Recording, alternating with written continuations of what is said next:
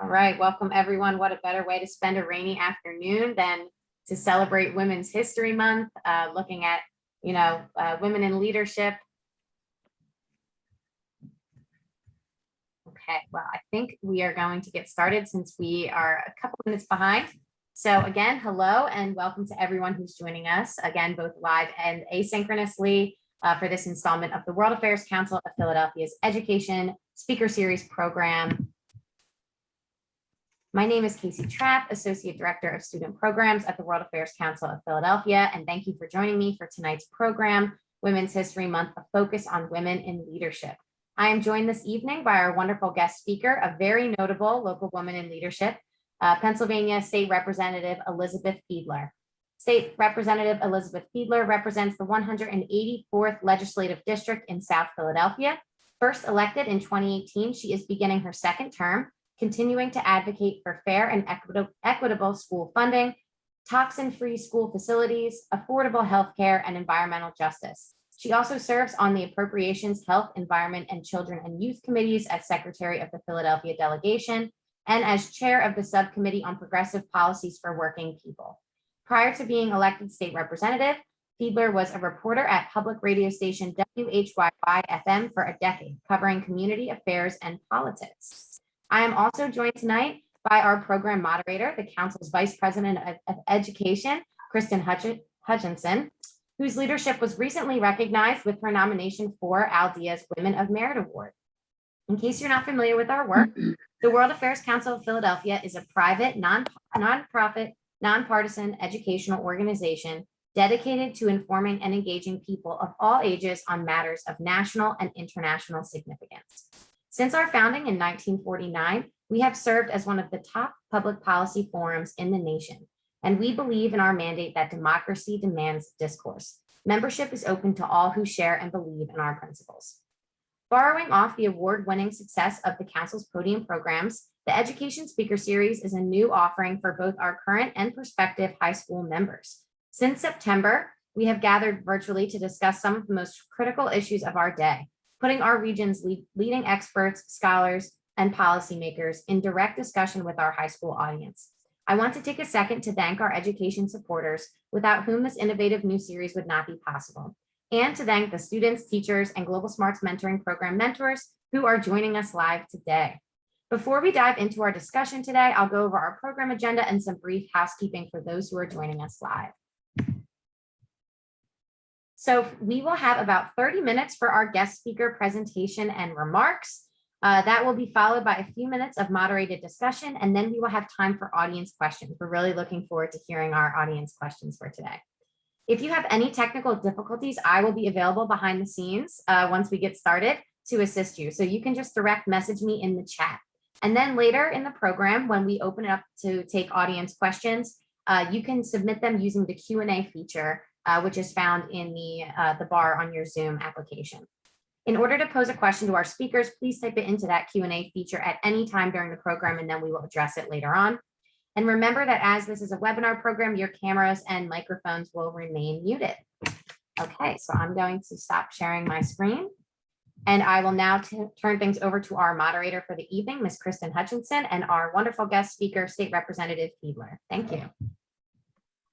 Thank you so much, Casey. We're really excited for the opportunity to have this dialogue and discussion with Representative Fiedler today. So to begin, I'm going to kick things off and just have Representative Fiedler introduce herself and dive into a couple of remarks, a couple minutes worth of remarks. And then I have about 15 minutes worth of moderated discussion questions, really help get us going today for our discussion. So without further ado, I'll turn it over to our guest of honor for today, Representative Fiedler. Thank you so much, and thank you so much for having me. Thank you for all your work. It's really my honor to be here, and I'm very glad to be. So I am State Representative Elizabeth Fiedler. As you heard, I serve the 184th, which is a portion of South Philadelphia. This is my second term. State rep terms are 2 years long, Senate are 4. So I'm now in my third year serving in the State House. I'm really glad to have this opportunity to tell you a little bit about myself, how I got here, and what this job is like, because before I entered this position, I don't think that I ever could have really imagined what it's like to serve on a state level or in elected office. So before I ran for office, as you heard, I worked as a reporter. So I worked for WHYY, Channel 12, but the radio side, so the NPR side.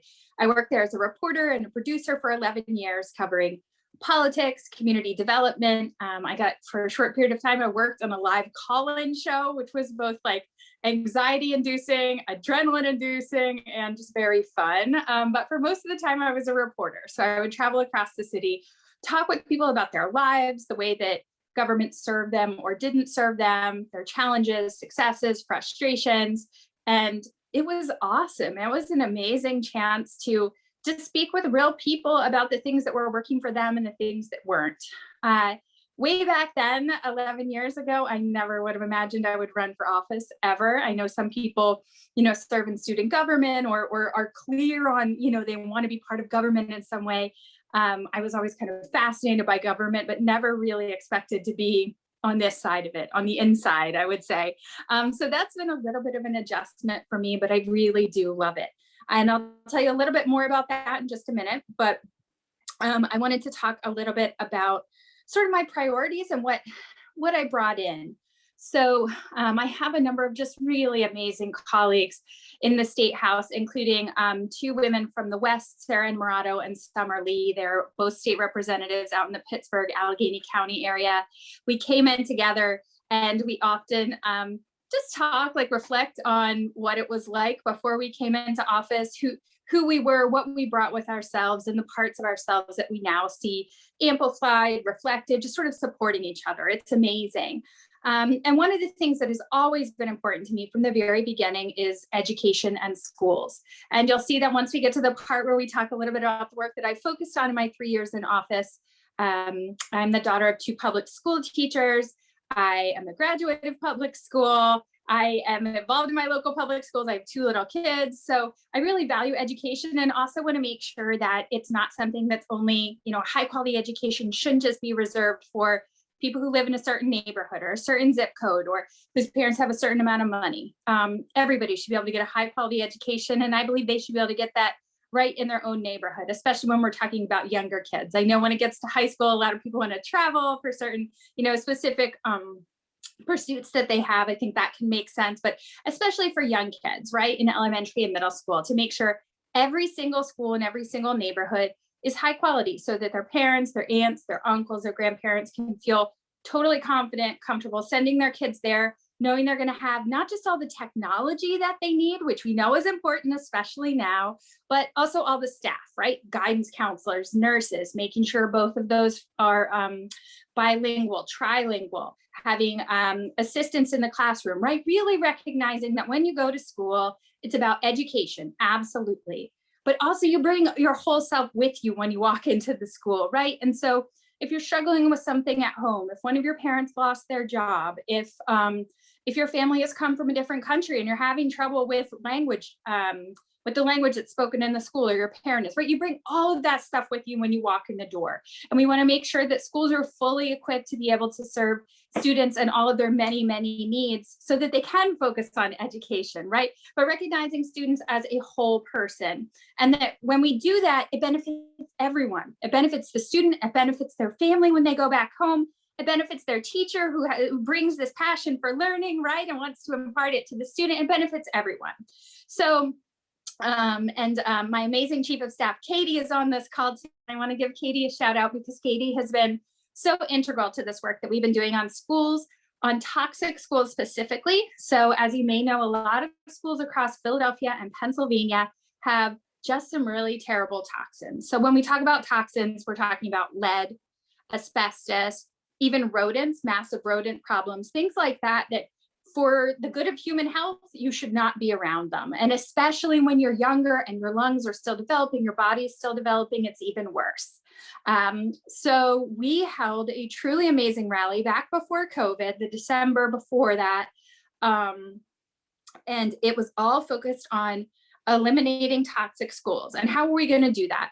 Well, that's one piece of my job is as a state representative is the Harrisburg part of it. So I should pause for a second, kind of break that down. So as a state rep, there's the Harrisburg part, and there's in the district part.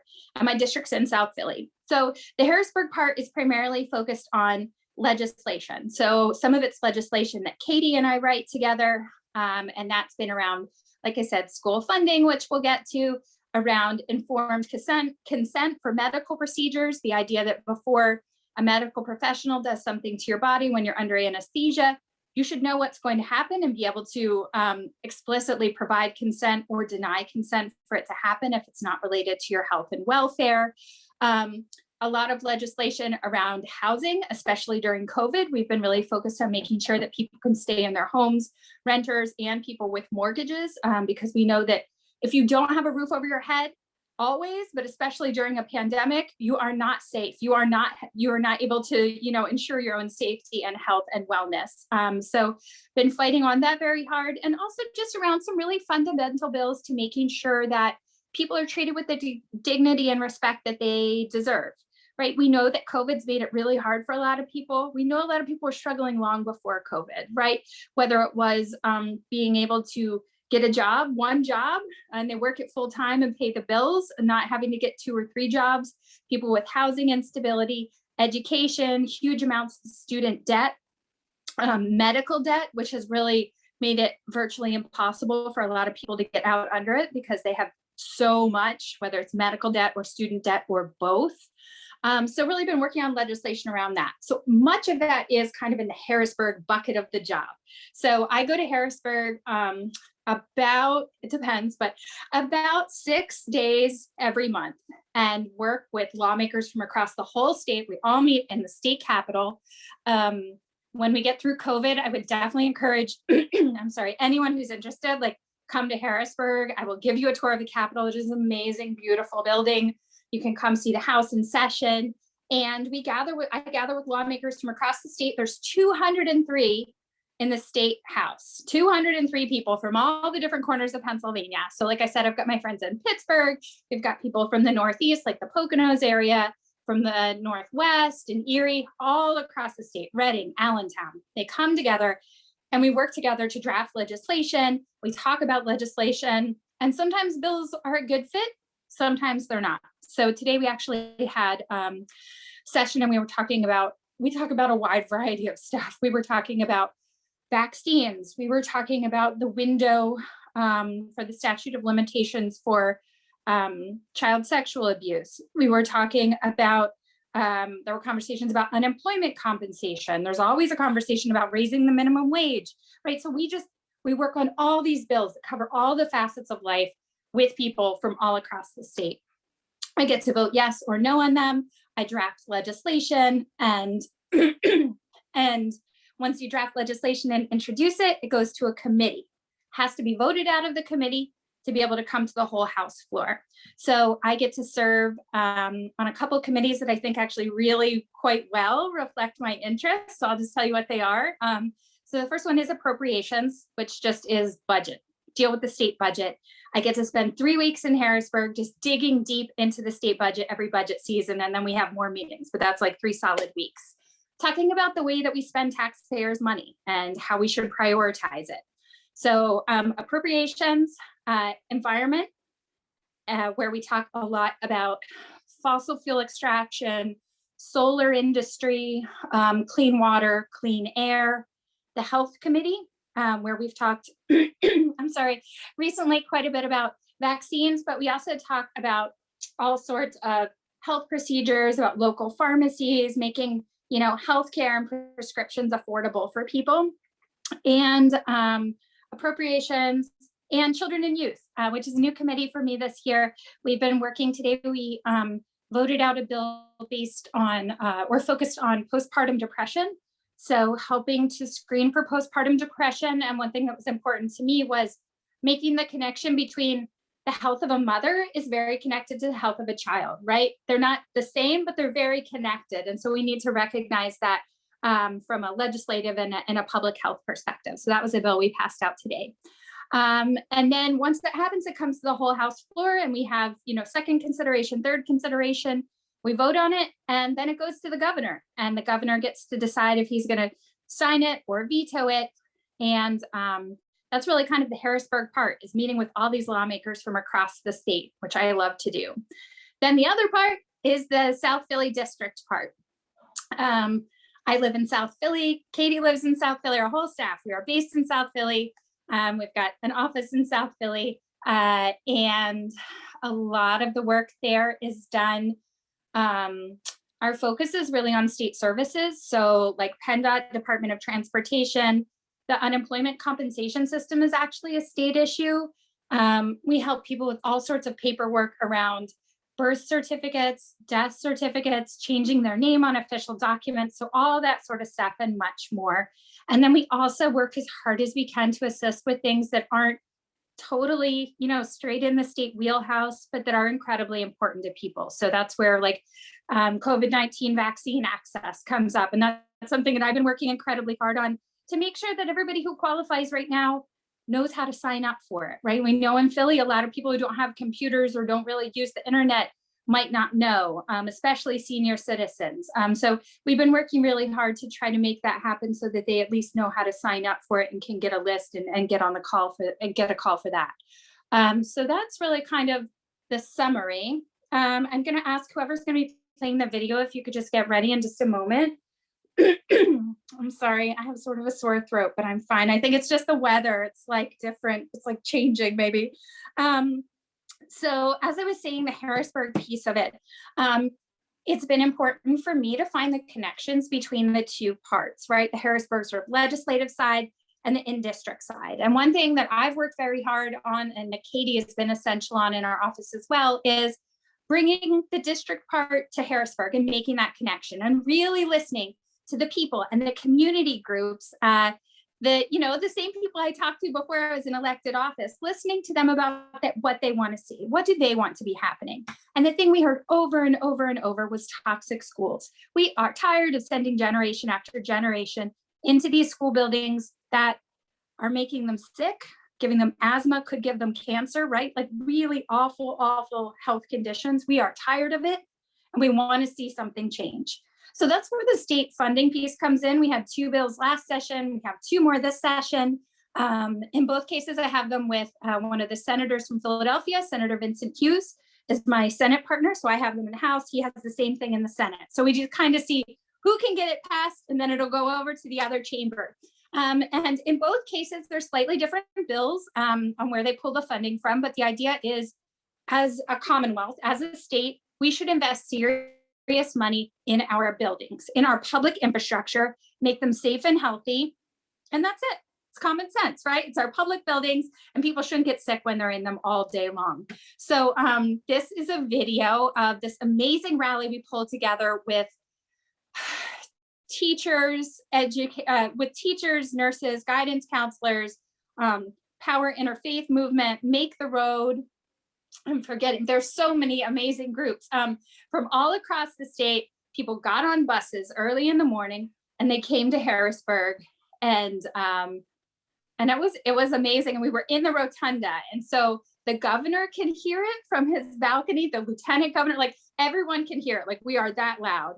So if you could play the video, please. All right. Can you all see packed the video? Yes. Pennsylvania Capitol Rotunda in Harrisburg this morning, joining lawmakers to rally for cleaner schools. They say right now, children are exposed to dangerous learning conditions. Our Capitol correspondent Cody Carlson joins us live from Harrisburg to tell us what they want to see happen. Cody? Good evening, Nick and Renata. Advocates are calling on the state legislature to pass bills that address what they call toxic conditions in public schools across Pennsylvania. The conditions that our students and educators and staff people face right now, it is a public health emergency. Hey, hey, ho, ho. Toxic schools have got to go. House Bill 1636 would establish a $125 million grant fund within the Department of Education. The money would come from the state's general fund and would pay for projects like lead and asbestos remediation. Lawmakers in favor of the bill say right now, students are forced to go to school in terrible conditions. The state is mandating that our children go to poisonous, toxic, crumbling environments. Under the proposal, $85 million of the money would go to Philadelphia public schools for remediation, $30 million would go to districts with high poverty rates, and $10 million would go to any other districts that need remediation. Parents say this funding would protect the state's most important resource, its children. With this funding, you can not only restore trust in our system, but you will choose to make our children priority in every corner of Pennsylvania. Now, House Bill 1636 has been sitting in the House Appropriations Committee since June. Companion legislation has been introduced in the Senate as well. Live in Harrisburg, Cody Carlson, WENY News. Thank you, Katie. So I just wanted to share that because I think it's such a powerful illustration of bringing outside groups into the Capitol, physically in. Obviously, it's harder to do during COVID, but it was really very memorable. And like I said, we were so loud that I know the governor, the lieutenant governor, and many of our colleagues, it caught their attention. And just a few weeks after that, the governor came out with a very bold proposal to invest $1 billion in remediating these very same conditions that we've been talking about. So that unfortunately did not become a reality, that legislation, but we're still working on it and on our bills. So yeah, thank you. Thanks for watching that with me. I hope you also found it useful. And with that, I will turn it back to our host for, I believe, the next portion of the conversation. Yes, and thank you so much, Representative Fiedler. That was really, especially the video was really inspiring. You know, at the World Affairs Council, we say that democracy demands discourse, and joining that conversation can look differently. Sometimes it can be joining a rally. Sometimes it could be signing a petition. Sometimes it could be attending an event like tonight, right? So we're really excited to sort of hear your perspective. You know, you're pulling down the curtain for us on sort of local politics in our state and in our city. So thank you so much for sharing your insight with us this evening. So I want to kind of begin by picking up on that thread of both education and the work that you've been doing, especially throughout the pandemic. I want to kind of touch on how COVID has impacted the way you work with your colleagues in Harrisburg, the way you interact with your constituents on a regular basis. Things look a lot different now than they did back in December when you all held that rally in person with so many different people from different walks of life. I think I saw students there. I think I saw parents. I think I also saw community members, just such a diverse group of people really championing around this particular issue. Definitely, and thank you for that question. It definitely has, it's been an adjustment, right? This last year has been tremendously difficult for so many people and families across the Commonwealth. So I want to say, you know, just how grateful I am to everyone who has helped our families get through this time. A lot of people have lost folks too, right? It's been incredibly difficult. As far as my work, much of it has been virtual. I'm trying to remember what month we're in. Much of it has been virtual up until about last month. Last month was, I mentioned that I serve on the Appropriations Committee, which is like the budget committee.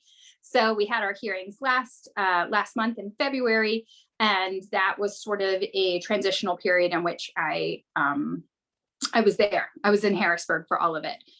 For much of the very beginning of the pandemic, our ability as state representatives was, in the beginning, most of it was like what we're doing right now. It was on Zoom, right? We could watch it, we participated. Most of our meetings were just automatically sort of transitioned. Okay, you used to go to this room for it. Now you go to the, here's your link. So we quite quickly transitioned to that, both for our, we call it caucus. So that's all the Democrats meet, all the Republicans meet, that's caucus. So for caucus and for session, which is when both parties are on the House floor, for committee meetings, much of that just very quickly was, all right, here's a link, you go to that link. We've had some serious challenges with people being willing to wear masks on the House floor and in meetings, very small meeting rooms with a lot of people. So that's something I've spoken out about, and that predates predates the vaccine pretty considerably. So it was a serious concern. But yeah, most of the legislative side has switched pretty quickly to video. And much of the constituent side switched to either video or just phone calls. I'm often on the phone. Many constituents have my number, or if there's, a constituent wants to talk with me directly, the staff passes it on to me or sets up a meeting. But I have also been out in the community volunteering and offering my help in every way I can. So lots of food distributions, food and toy drives, things like that, supporting local businesses. So trying to be out there as much as I can to help people, and also assisting with some of the local vaccine sites to make sure that they're meeting the community's needs. We have, and testing sites as well, which I volunteered at. We have some really amazing community partners who've done a great deal of on the ground work. So I've really viewed my role as one of advocacy and partnership and support on a lot of those. So I want to give them a tremendous shout out for doing that. So much of it switched to virtual, though. We are hoping that as we kind of see the light at the end of the tunnel, more people are getting vaccinated. Hopefully we'll see the numbers start to go down, and we'll be able to at some point in the summer return to some of the events, the in-person constituent events that we had before. So we had a health fair, we had a job fair, we had a Shred-a-Palooza, which drew way more people than I even imagined. It's a chance to shred all the documents that are in your basement or in your extra closet, and especially around tax season, people like to do that. But we try to partner with some other services so people can stop by. So, but just a chance to serve the community and meet their needs and meet people as well, right? A lot of times someone will stop by for one of these events and then they'll say, actually, I heard there's something called a rent rebate. How do I do that? Or my neighbor said, right? So it's a chance to just have that face-to-face interaction, which I know I've missed a lot. I know many people have, and am looking forward to getting back to it safely and as quickly as we can. Oh, thank you so much for sharing that insight. On the topic of the impact that the COVID pandemic has had specifically on families, I'd like to kind of ask a question to you. As a mother, I believe you have two boys as well, right, Representative Fiedler? I have two kids. Yep. Mm-hmm. Yep. What is the sort of impact specifically on mothers, but also parents during this with regards to education? We know a lot of schools have been remote, and a lot of parents also, if they have remained employed during this, which is a whole nother kind of challenge, right, to the pandemic, they've had to kind of toggle between not just caring for, like you said, the whole child, the social, emotional learning supports that are needed during this time, but also just managing, having to work and raise a family during this pandemic and having to do all of that at home sometimes for some of our parents and mothers. Can you sort of share a little bit of insight on that and any policies that you have sort of been working on, maybe on the Child and Youth Committee, that are related to some of those concepts? Definitely. So I have a 6 and a 3-year-old, and the 6-year-old just started kindergarten virtually in September. They go to one of the local Philly public schools. So we'll be going back possibly in a hybrid version. We will see. It'll be the first time they've entered a school building as a student. So it's an odd sort of step as a parent. No one anticipates that that's going to be the kindergarten experience, but we are very, very lucky, and that both my children's teachers have been phenomenal. I know for a lot of people, as you said, it's just been so extremely hard, right? The expectation that as parents, and I'll say, speaking as a mother, that we would be able to do all of it even more is not a realistic expectation. And so much of motherhood comes with feelings of guilt and wondering if you're doing a good job, right? You're doing your best. You're exhausted at the end of the day. You're calling your mom or your aunt or your sister and asking, are there any tips to do this better? How are you doing this? How do I do this? Just so incredibly hard. And I say that from quite a privileged position. I know, as someone who has, I've kept my employment. I've been able to work remotely for much of it.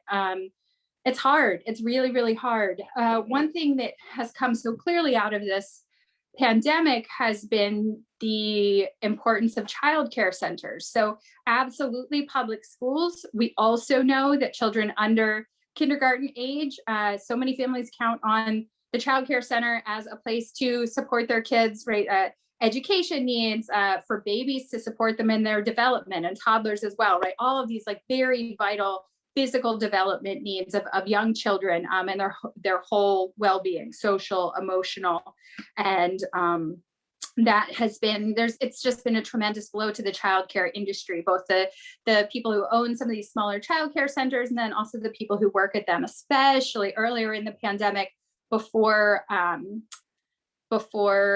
this past summer. So we're thinking like March through the summertime, and even into the holidays, the winter holidays. So many childcare providers did not know how many kids were going to be enrolled. We're not receiving adequate reimbursement to be able to pay their workers and keep their doors open and pay their same bills that they had to pay to keep their facility there, in the hopes that they would be able to survive, to get through the pandemic, to still be able to serve the same families. So we had a really important piece of legislation around childcare centers to support them with financial relief so that they could keep their doors open. And I've also been talking with a lot of childcare centers across the state about their needs and the needs of their workers.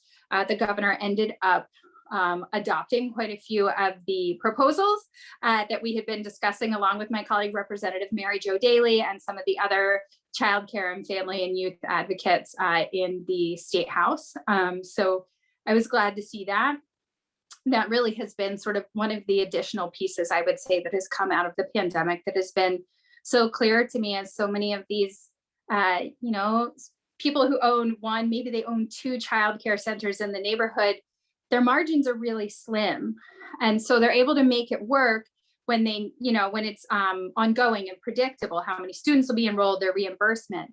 But a wrench like COVID being thrown into it totally throws off their ability to even remain sustainable. We had a hearing about this, an education hearing, and had a whole panel on early childhood, and it was just heartbreaking to hear. We had testimony from a woman who owns two childcare centers in South Philly, one in our district, and she was talking about sitting down and considering taking out a second mortgage on her own home to be able to keep the childcare centers open, because she serves so many essential and frontline workers. She couldn't, and she deeply cares about all the families and the people who work for her, right? So just the ways in which this is all interconnected, and quite honestly, in which our society's current structure doesn't do a very good job of supporting it. Absolutely. Thank you so much for that comment. I want to talk a little bit about the significance of having women at the table, especially in government.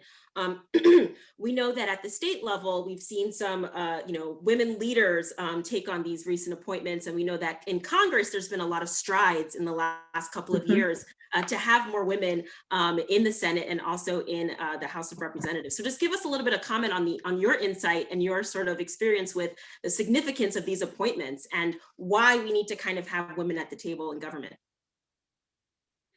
Definitely. So one of the most shocking experiences for me when I first started all those 3 years ago was walking into the state house and just feeling so deeply how male dominated it was. Every conversation, every room that you walked into. I mean, I mentioned my friends, Representative Lee and Representative Inamorado from the West. I mean, it was astounding, I think, to all three of us. I had worked, as I said, as a reporter before, and had obviously walked into plenty of rooms that were sort of similar, but it was just, it was a whole tone. It was in the way that the meetings were held. It was in the set of expectations. It was in the look that was given when a parent, almost always a woman in the cases where I was, said they needed to take a call related to their child, or needed to, I mean, it was just, it infiltrated everything, right? Every second of it, being called things other than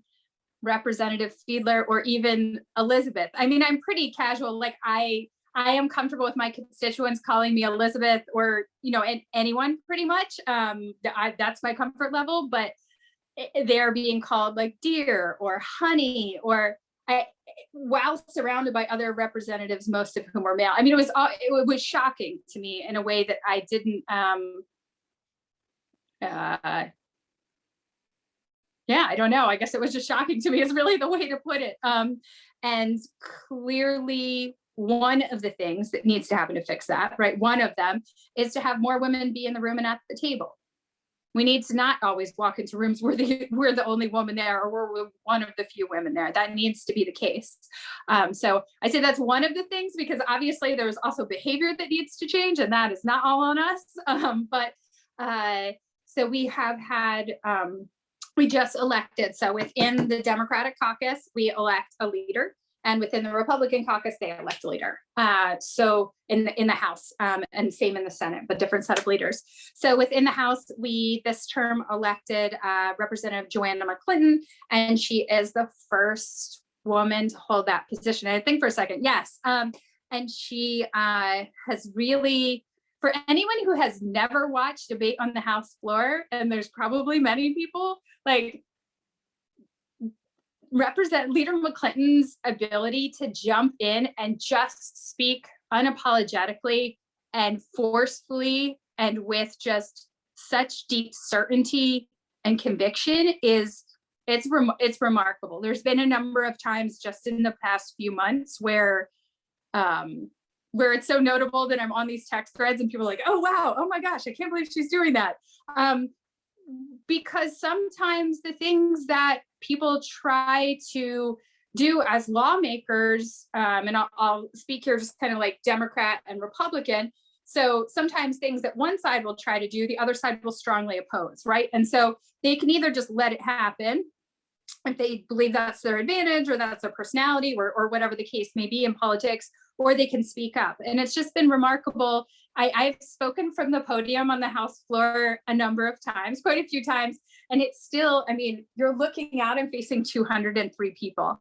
So I don't know if people have stage fright or don't have stage fright, but this is like a pretty good test of it. You've got the microphone and it has speakers all over the room, and there's 203 people staring back at you. So yeah, I think that's important. And then also, the class of state representatives I came in with had, I don't know if it was a record number of women for a single class, but it must have been close. It was very large. And so it was actually sort of a generational and kind of title change that I came in with. That was really, really good to be a part of.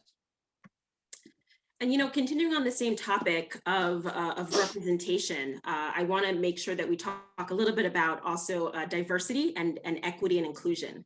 And I would love to sort of hear your thoughts on this topic, specifically with regards to those in the LGBTQ community, those who are from different cultural backgrounds, and why it is so important to have also that representation at the table when it comes to making policies that impact and affect us all.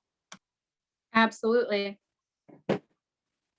So it's important both as a matter of representation, and we should all be able to not just aspire to that level, but reach that level and be able to see, as I said, I have a 6-year-old, be able to see ourselves in the people who represent us. We should have that as a matter of democracy and elected office. Also, we know people bring with them their lived experience. And that experience is important. It's important not just when they have a degree or a title that is attached to that, but when they bring with them the experience of having lived in the world, in some cases of having survived in the world, of having confronted the world and pushed the world to change in ways that it should. So our current state house does not reflect that at all. As I mentioned, it includes people elected from across the entire state. And we need to do a lot more to make sure that members of the LGBTQ community are represented among elected officials, as well as people from Black and Brown communities. I mean, standing on the floor of the state house and looking around, it is very different from being in my district in South Philly. It is, you know, geographically, demographically, very, very different. And in some cases that may represent the demographics of the state, but in many cases it does not.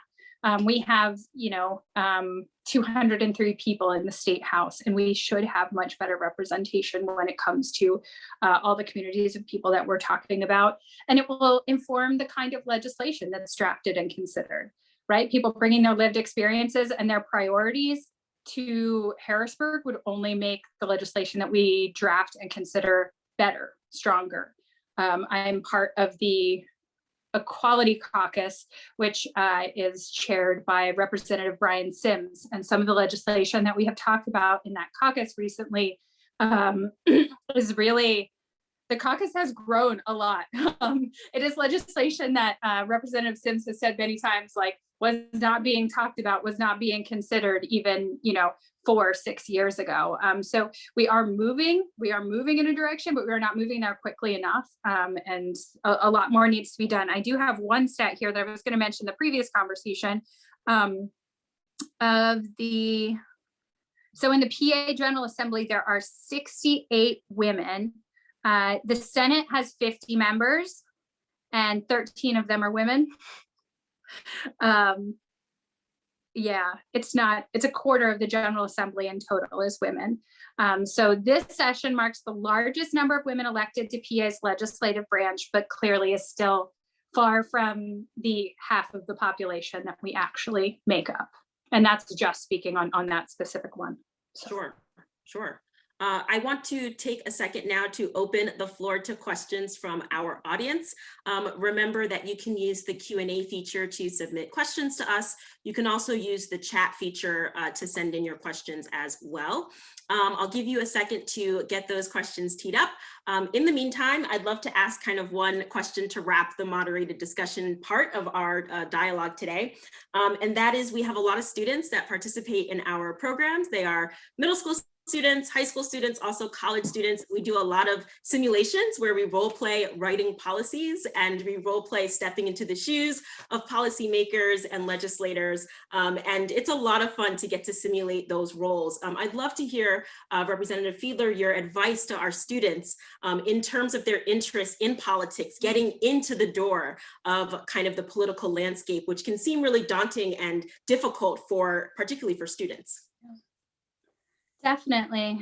And one of the things that, for as long as I am so fortunate as to serve in this office, one of the things that I hope to help make progress on is opening up those doors, is making people feel more included, not just in actual democracy and the crafting of legislation and in rallies, which are important, and calling campaigns, but also in how they would ever become an elected official.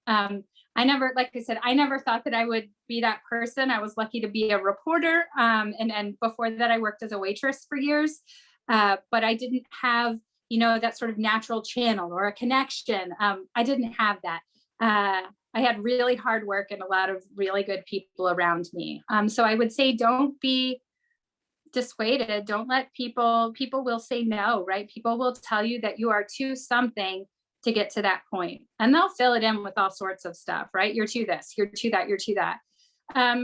That's real, right? And that can make you feel like a very specific way, and those emotions are real, and give yourself the space and time to process that.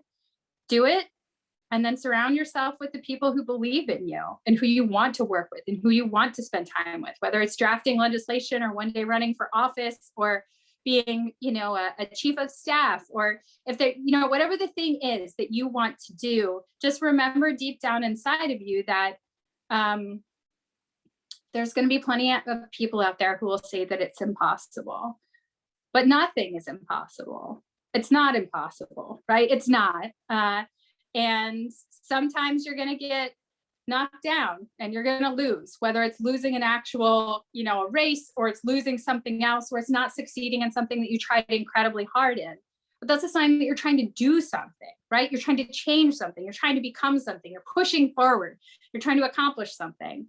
That's good. That's a good sign. And I really know that in that moment, it doesn't necessarily feel good when you've gotten knocked down or you haven't been successful in something that you've poured your heart and effort into, especially when you're part of a team, right? You feel responsible for it. You want it to succeed. But that's a sign of progress and of learning. And so take those experiences and push forward. And like I said, I hope that we're all seeing sort of a light at the end of the tunnel in COVID. Hopefully we will get through that. And seek out your elected officials, whether it's a council member or a state rep or a senator. If you're interested in having an internship or meeting with that person, you should do it. It's your elected official, right?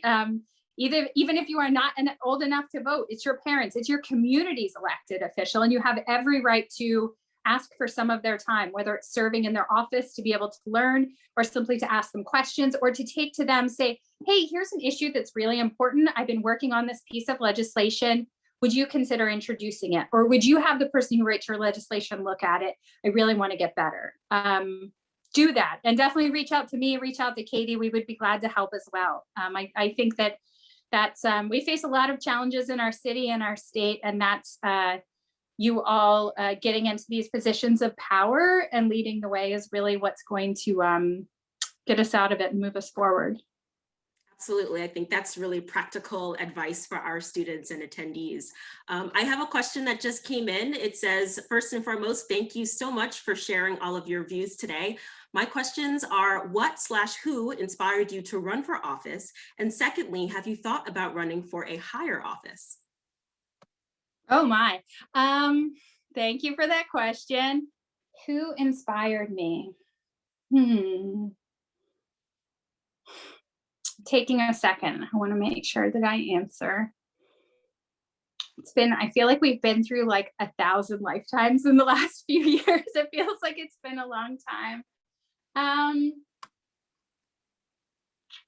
So I would say that the most clear person for me on that front, there's kind of a couple people. So I'll mention two people, and then I'll mention someone who I know has inspired many future leaders, who I think is amazing, who's in Philly as well. So the person who most inspired me, or I would say like made me think that it was possible and was a thing to do, because like I said, I know there's plenty of people out there who say that you're too something to do it, you're not, not connected enough or whatever, was Senator Bernie Sanders.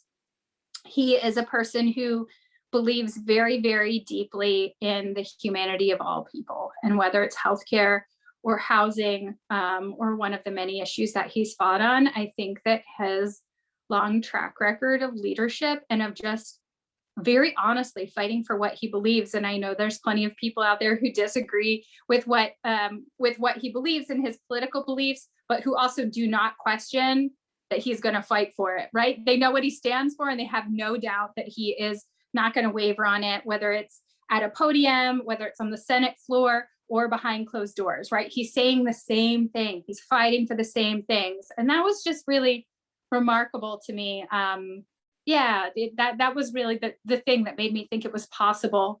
I will also mention City Council member Helen Gim, who in my previous life as a reporter, I had interviewed her when she was an advocate and an activist. I think she is just so incredibly just hardworking, and she's there on every issue, and she's leading the way on such incredibly important things, on the domestic workers legislation, just on so many things that she's the other and sort of local person who I would name check. And then the person who I will say I know is inspiring future leaders is Council Member Kendra Brooks, who I think is just truly remarkable. And along the lines similar to Council Member Gim, is just out there ahead of things, pushing hard on the issues that matter to people most. And I think just her honesty, sort of in the vein that I said with Senator Sanders, I guess just her absolute honesty about the things that she cares about, the things that she's going to fight for, and doesn't know if she's going to succeed, doesn't have that certainty, but is absolutely dedicated to trying to make them happen, is just, I think, remarkable. And I know she's inspired a lot of people, including a lot of young people across the city. So I have another audience question, and then I will turn things over to my colleague, Casey, who will wrap us up for today. The question reads, what were specific challenges that you faced as a woman on the campaign trail that maybe your male counterparts would not have to face? It would get back, and this would extend also to plenty of things on the legislative side as well. People believing that, because I'm a woman, I am less serious. Because I'm a woman, I'm less qualified. Because I'm a woman, I'm more emotional, along with the automatic assumption that being emotional is a bad thing. Because I'm a woman, I'm more, I guess I would say, compassionate, and the belief that having compassion for other human beings is a weakness, which I do not believe it is. So all those sorts of things, I think, pretty like stereotypical in our society, beliefs that that women are not as strong or as capable or as able to multitask. Also, the constant question of who's watching my children. I'm an adult and a mother, and I have made assurance, like I am sure that my children are in a safe and healthy place, whether it is daycare or school or with their father. Just those sorts of things that when I speak with my male counterparts, and I had this conversation with one male rep last week, and he has 2 kids who are a little younger than mine, but about the same age. And he said, we were talking candidly about it, and he said, yeah, I've never had anyone say that to me. And I can't believe he was recounting some of the experiences he'd heard from other women who are also mothers of kids, and just, talking about the ways in which it's very different, not just the expectations, but the words and the challenges, right, for us as women in processing that, supporting each other, not letting it hold us back, and validating our own feelings, right? Recognizing that it is reasonable to feel that way when someone says those words to you or treats you that way, and it is not your fault. It takes a lot of work to get to that point, right? To really feel that deep down.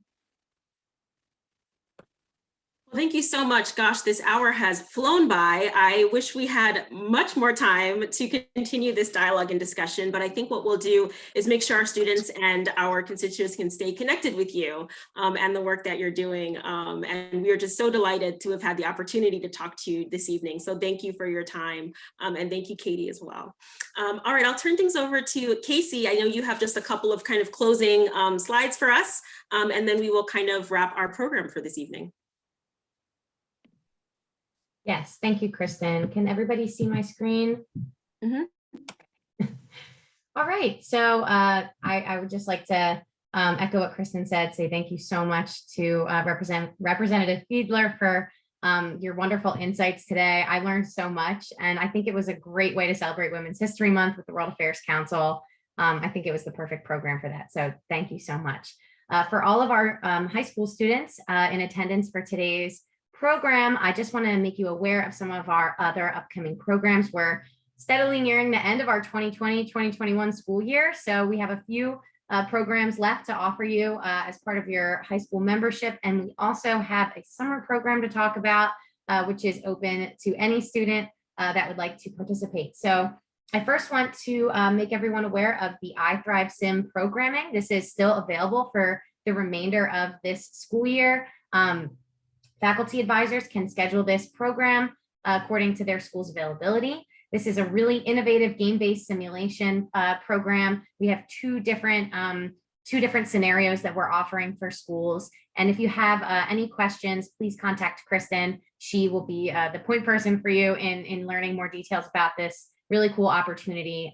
It's really fun. And it's a really interesting way to do role playing online, kind of similar to the simulation programs we usually offer at the World Affairs Council. We also have our final student debate series coming up for the school year. This is on ensuring equity and efficiency in addressing climate change, public sector versus private sector. So this is going to put students on either side, team private or team public, to argue who would be able to create the most equitable and efficient climate change solutions for the future of the world. So the registration for that will be closing this Friday at 5 p.m. So you're able to, register as little as 1 student per school and as many as, 15 per school. So maybe even more if you're interested. So please register on our website. There's more information on our website. You can contact me if you need more information about that debate. And as I mentioned, we're really excited that registration recently opened for our 2021 Summer Global Leadership seminar. This is on global governance, citizen activism, and constitution building. So we're going to have a really interactive program. This will be a virtual program, but we have a lot of different activities that we're offering for students that sign up for this. We're going to have guest lectures, a crisis simulation, a debate. We're going to have different interactive workshops, and then there's going to be a culminating activity at the end of the week with a constitution building activity where students get to actually build their own constitution after learning about governance and citizen participation throughout the week. And we'll be especially featuring Chile and the process of them writing their constitution right now, rewriting their constitution.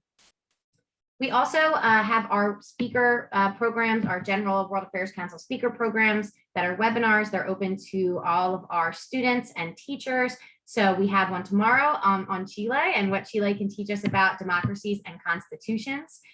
We have one on April 14th on the cost of air wars, civilian harm in Iraq, Syria, Yemen, and beyond. We also have one on April 20th, right before our debate program. Again, touching on that really important issue of climate change. So this is on combating climate change, making green energy solutions accessible and affordable for all. And finally, the next program that we're offering is on May 25th.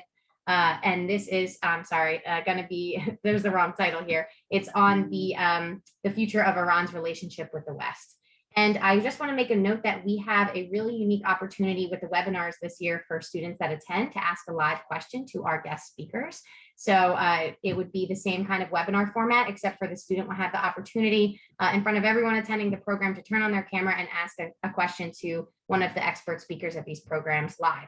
So if you're interested in attending this program and or asking the live student question, please reach out to me and we're happy to set you up with that opportunity. So with that, I would like to adjourn today's program and thank everybody for attending. Again, thank you, Representative Fiedler, for joining us today, and have a great evening.